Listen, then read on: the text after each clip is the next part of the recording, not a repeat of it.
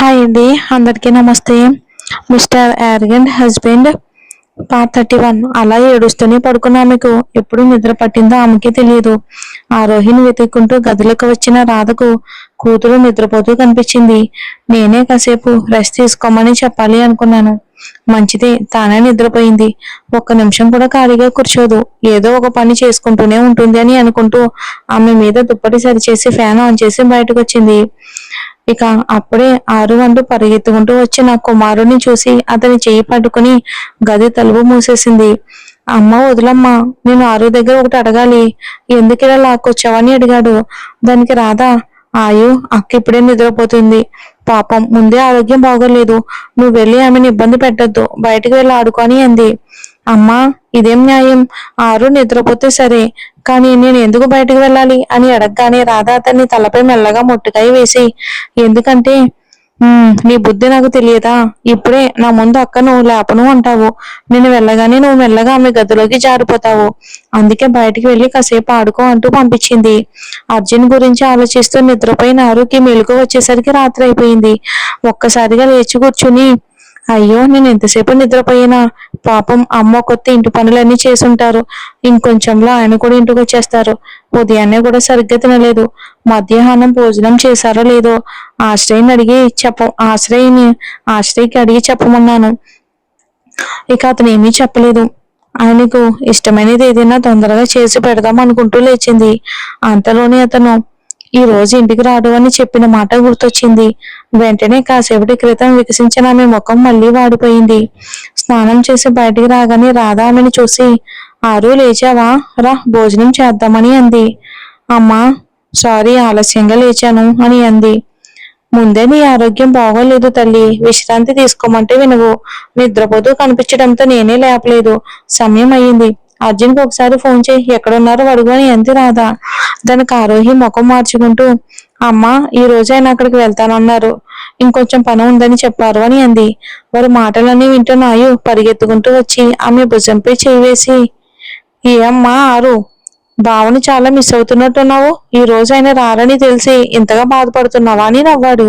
వెంటనే ఆరు అతని తలపై మెల్లగా మొట్టికాయ వేసి, అమ్మా వీడికి రోజు రోజుకి చదువుపై ఆసక్తి తగ్గిపోతున్నట్టుంది, ముందుగా నాన్నగారితో చెప్తే వీడికి కాస్త బుద్ధి చెప్పించాలి, ముందు వీడిని ఏదైనా ట్యూషన్లో చేర్పించండి అని చెప్పింది. అతన్ని ట్యూషన్లో చేర్పించమని. ఇక కోపంగా ఆయుష్ వైపుకు చూసింది. వద్దమ్మ తల్లి, నీకు పెద్ద నమస్కారం, ఈ స్కూల్కే వెళ్ళి అక్కడ మా టీచర్లు తలనొప్పి తెప్పించేంత చదవటం చాలులే, ఇంకా ట్యూషన్కి వెళ్తే నా పని అయిపోయింది. అమ్మ నాకు చాలా ఆకలిగా ఉంది, తినడానికి ఏదైనా పెడితే తిని నా దారిన నేను వెళ్ళిపోతాను అంటూ డైనింగ్ టేబుల్ దగ్గరకు వెళ్ళి కూర్చున్నాడు. అతని మాటలకు రాధ ఆరోహి ఇద్దరు ముఖాల్లో చిరునవ్వు మెరిసింది.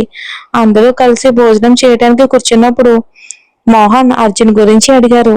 నాన్నగారు ఈ రోజు ఆయన ఇక్కడికి రారు అని ఆరోహి చెప్పబోతూ ఉండగానే బయట ఆగిన అర్జున్ కారు శబ్దం ఆమె మాటలను మధ్యలోనే ఆపేసింది. ఏ అమ్మా, ఆల్రెడీ రోజు రాడని చెప్పావుగా అని మోహన్ ఆమె వైపుకు చూడగా, నాన్నగారు అది అని చెప్పబోతూ ఉండగా అర్జున్ లోపలికి వచ్చాడు. వెంటనే ఆమె మౌనంగా నిలిచిపోయింది.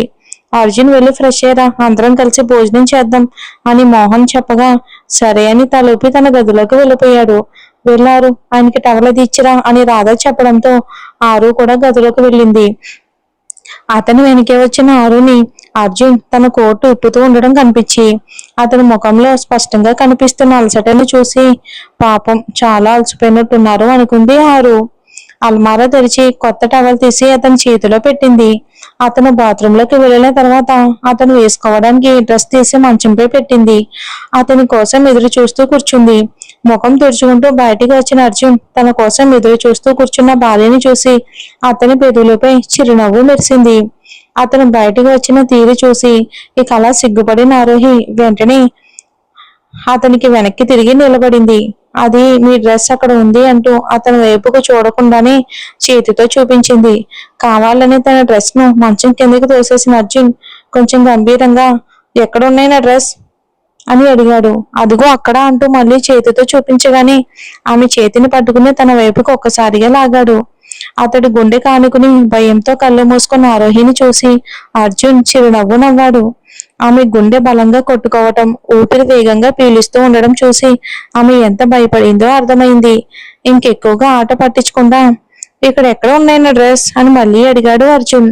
భయంతో అతని గుండెకు ఆనుకుని ఉన్నామెను ఆమెకు అతని మాటలు వినిపించట్లేదు. అతను ఆమె తలపై మెల్లగా నిమురుతూ ఎక్కడ ఉన్నాయి నా డ్రెస్ అని మళ్ళీ అడగడంతో ఒక్కసారిగా తేరుకున్న ఆరోహి తన డ్రెస్ పెట్టిన చోటుకు తిరిగి చూసింది. ఇక్కడే పెట్టాను కదా అని చూసేసరికి అక్కడ ఎక్కడా డ్రెస్ కనిపించలేదు. అయ్యో నేను ఇక్కడే పెట్టాను కదా అంటూ తలగొక్కుంది. ఆమె అమాయకత్వం చూసి అర్జున్ కు ఆమెను మరింత ముద్దాడాలి అనిపించింది. అయినా ముఖంపై మాత్రం గంభీరత అలాగే ఉంచి ఇక్కడే పెట్టుంటే వాడికి కాళ్ళు వచ్చి నడుచుకుంటూ వెళ్ళిపోయాయా అని అడిగాడు. డ్రెస్ కోసం చుట్టూ వెతుకుతున్నామే. వెనుకకు నడుముకి ఒక టవల్ మాత్రమే కట్టుకుని నెమ్మదిగా వచ్చిన అర్జున్ వెనక నుంచి ఆమెను హత్తుకున్నాడు. తన డ్రెస్ ఇక్కడే పెట్టానని గుర్తుకు చేసుకుంటూ ఆలోచనలో నిలబడి ఉన్నారు. ఒక్కసారిగా అర్జున్ వెనక నుంచి హత్తుకోవడంతో ఉలిక్కిపడింది. అమ్మా అంటూ గట్టిగా అరిచింది. భోజనం ముగించుకుని తన గదికి వెళ్తున్న ఆయుష్ ఆ అరుపు విని వెంటనే గదిలోకి పరిగెత్తుకుంటూ వచ్చి ఏమైందారు అని ఆందోళనగా అడిగాడు. అంతలోనే అర్జున్ ఆరోహిని వదిలేసి ఆయు ఎందుకింత టెన్షన్ పడుతున్నావు? భయపడేలా ఏమీ జరగలేదు. మీ అక్క ఒక బొద్దింక చూసి అలా అరిచింది అంతే అని అన్నాడు. అర్జున్ కోపంగా తన వైపుకు చూడగానే తను చేసిన తప్పు ఆరోహికి అర్థమయ్యింది. ఇప్పుడు అంతకంటే ఇంకెంత కోప్పడతారో అన్న భయంతో ఆరోహి తల ఉంచుకుని నిలబడి ఉంది.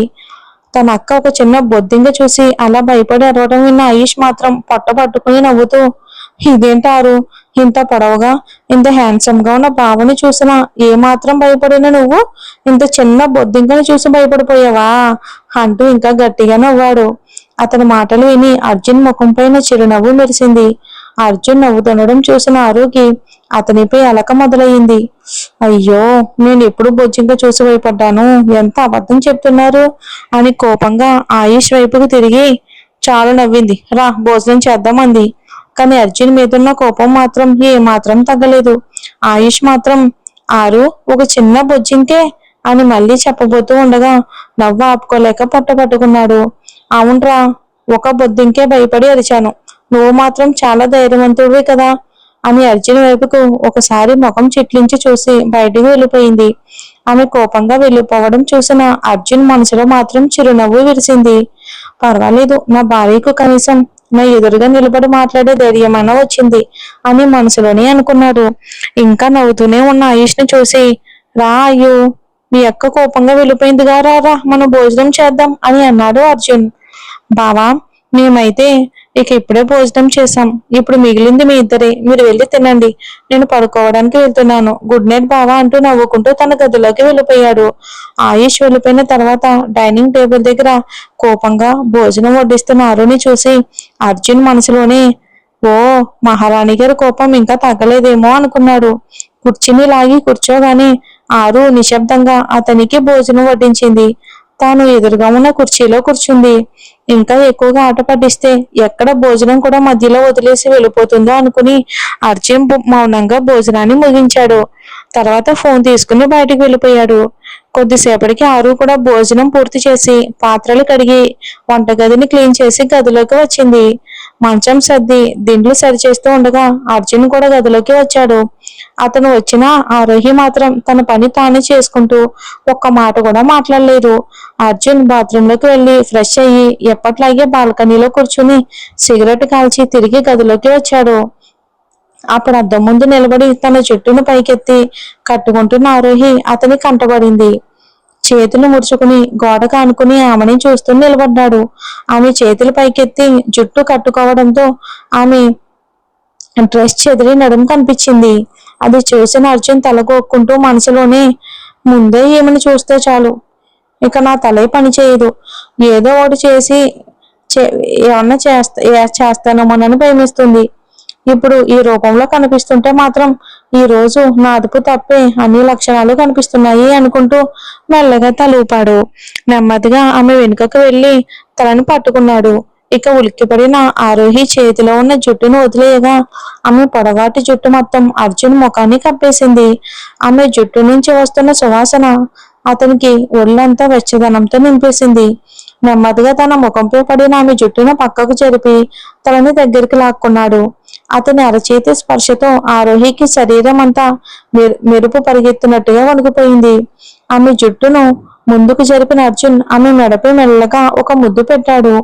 అతని శ్వాస ఆమె మెడను తాకగానే ఆరోహి గట్టిగా తన చేతిని పట్టుకుంది. అతను అల్లరిగా పూర్తిగా ఓడిపోయిన ఆమె వెనక్కి తిరిగి అతన్ని హత్తుకుంది.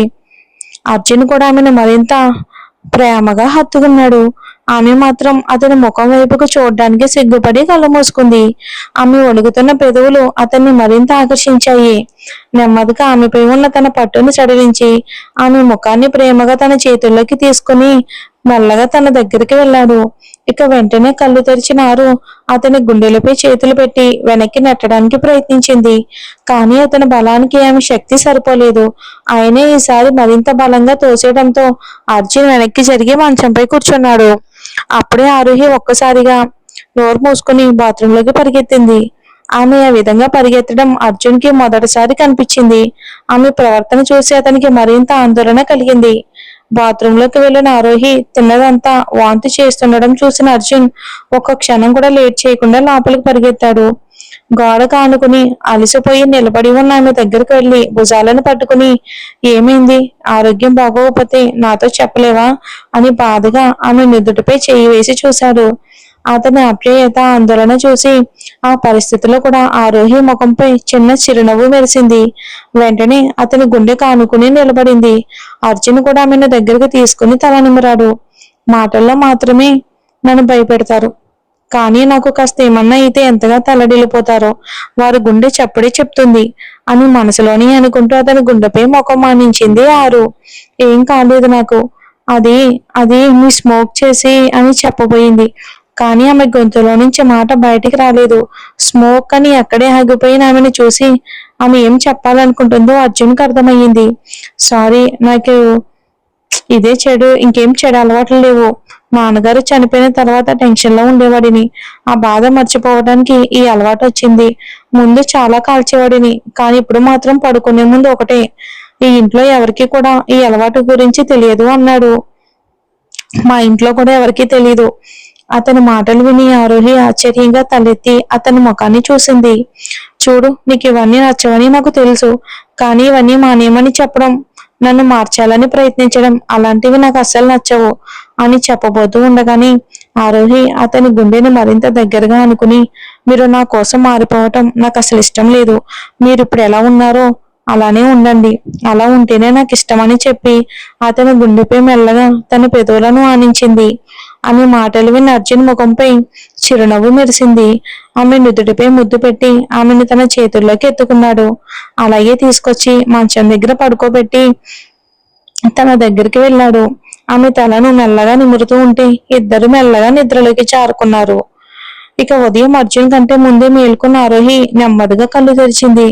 తను అర్జున్ గుండెపై తల పెట్టుకుని తన చేతిని అతని నడుం చుట్టూ వేసుకుని పడుకొని ఉన్నానని గ్రహించగానే ఆమె ముఖంపై చిరునవ్వు మెరిసింది. నెమ్మదిగా అతని నుంచి విడిపడి కూర్చుని అతని ముఖాన్ని చూస్తూ ఉండిపోయింది. తన భర్త అందాన్ని చూసి ఆమె హృదయం గర్వంతో నిండిపోయింది. అతని ముఖాన్ని చూస్తూ ఉండగానే ఆమె చెంపలు సిగ్గుతో మరింత ఎర్రబడ్డాయి. అతని నుదుటిపై పడిన జుట్టును సరిచెయ్యాలి అనిపించి చెయ్యి ముందుకు చాచింది. కానీ ఎక్కడ అతను మేలుకుంటాడో అని వెంటనే వెనక్కి తీసుకుంది. రెండు చేతులతో తన ముఖాన్ని మూసుకుని వేల మధ్య నుంచి ఒక కన్ను తెరిచి చూసింది. అతను ఇంకా నిద్రలోనే ఉన్నట్టు కనిపించాడు. తన గుండెపై చేయి వేసుకుని ఊపిరి పీల్చుకున్నామే ఈసారి కొంచెం ధైర్యం చేసి అతని నుదుటి మీద పడిన జుట్టును మెల్లగా వెనక్కి జరిపింది. తర్వాత అతని నుదుటిపై ముద్దు పెట్టి, అయ్యో, మీరు నిద్రపోతున్నప్పుడు మాత్రమే మీ ముఖం ఎంత ప్రశాంతంగా ఉంటుంది. కళ్ళు తెరిస్తే మాత్రం మీ కళ్ళల్లోని మంట చూసి ఎక్కడ కాలిపోతానేమోనని భయపడతాను అంటుంది. మిమ్మల్ని మార్చాలని నాకేమాత్రం మీరు మారడం కానీ అసలు ఇష్టం లేదు. మీరు కోపన్నా కూడా మీరు చూపించే ప్రేమ నాకు చాలా ఇష్టం. మొదట మిమ్మల్ని చూసినప్పుడు ఎంత భయపడేదాన్నో తెలుసా? మీ పేరు విన్నా నా చేతులు కాళ్ళు వణికేవి. కానీ కోపం వెనుక దాగి ఉన్న మీ ప్రేమ, మీ శ్రద్ధ చూశాక మీ మనసు చిన్న పిల్లల్లా అమాయకమని అర్థమైంది. ఆయన ఈ కోపం మాత్రం మీ ముక్కు చివరే ఉంటుంది అంటూ అతని ముక్కుపై మెల్లగా ముద్దు పెట్టింది. అప్పుడే నిద్రలో ఉన్న అర్జున్ కాస్త కదిలాడు. మరి చూద్దాం ఏం జరుగుతుందో.